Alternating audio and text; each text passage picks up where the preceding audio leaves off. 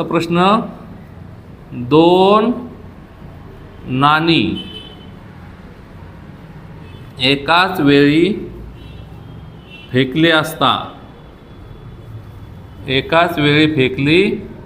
असता नमुना अवकाश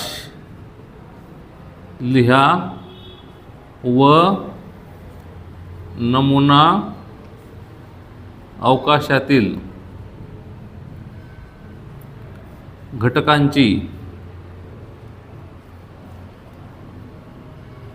संख्या लिहा. दोन नाणी एकाच वेळी फेकली, मग एच बघा इकडे छापा आणि टी म्हणजे काटा.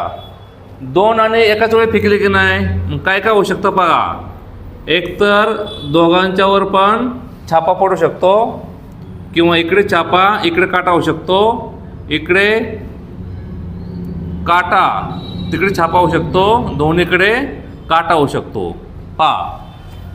दोघांकडे छापा काटा, काटा छापा आणि काटा काटा, अशी दोन नाणी फेकल्यास चार वेगवेगळे पर्याय निर्माण होणार. मग नमुना अवकाशातील घटकांची संख्या आली, 4 आली.